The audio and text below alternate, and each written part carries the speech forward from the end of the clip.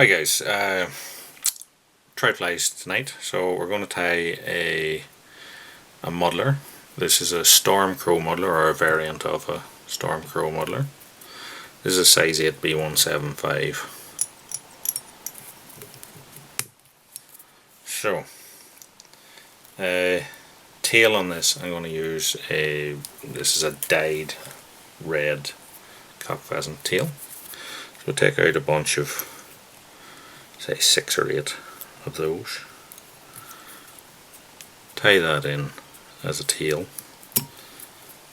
wrap it along it a little bit, rip it off. So, rib, silver oval.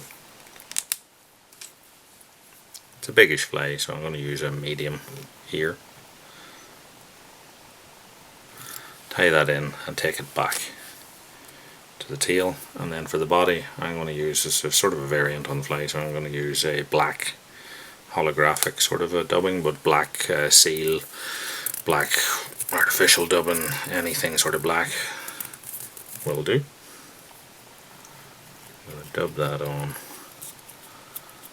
and take it along. I'm leaving myself a good bit here at the front because we have a hackle and a muddler head to go on.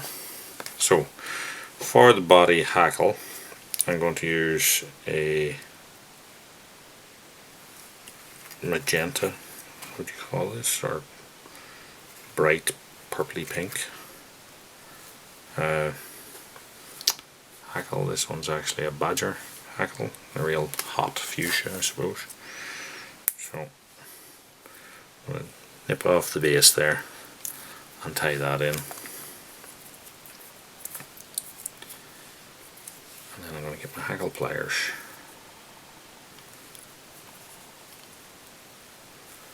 I like to put on a couple of turns at the head to start off with, and then I'm kind of trying to gauge whenever my hackle is going to run out that I'm going to get down the body in 3 or 4 turns probably. Some people like a lot more turns on when they're palmering things. Just depends how bushy you want your fly, I suppose. So I'm taking that up through the hackle, and I'm taking it up and over on my side, taking the tying thread over it,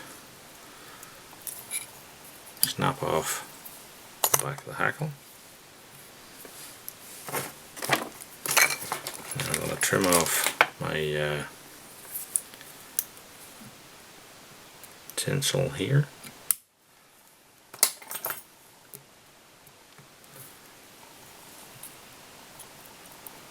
And come back again to the base of this hackle.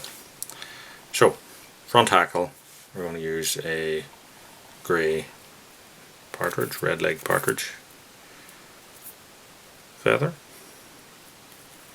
I'm going to separate it out to find its tip, nip the tip out of it and take a couple of fibres forward. I'm just going to hold that in so the hackle is pointing in this direction. I'm going to tie across that little gap and then fold back on it a couple of turns to hold it in place. And then we'll get the hackle pliers on it, and what I'll do is I'll take my fingers and thumb, I grab around the fly and pinch, and then I'm pulling the hackle through finger and thumb, and that will sort of double it as it goes on. So once they're over, again slide it through finger and thumb, and it should start then to wrap, and I just need to stroke them back into position as I put each turn on. Partridge are short hackles, so you'll only get 2 turns maybe out of it anyway. Tie that off.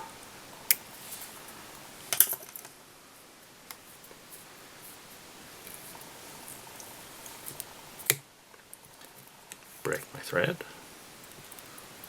Reattach it.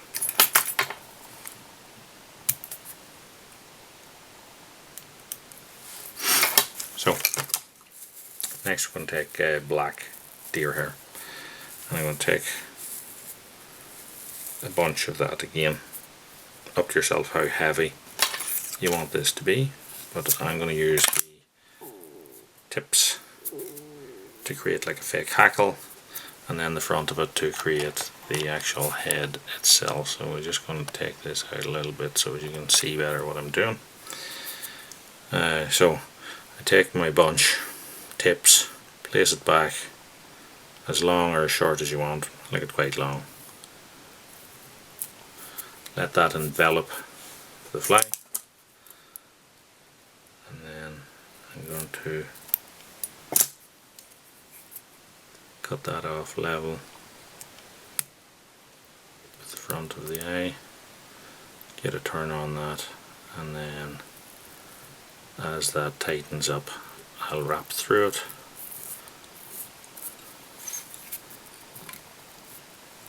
Once I get to the front, put on a couple of half hitches to finish that. You can use black thread, you can use whatever thread you want. You can use gel spun as well. It'll not break, but it tends to cut. And then what I like to do is to get a bit of super glue, and I will put it on either a needle, or what's also handy is toothpicks. Get a little blob on the end of your toothpick and just get it in there onto those few wraps, and just to hit your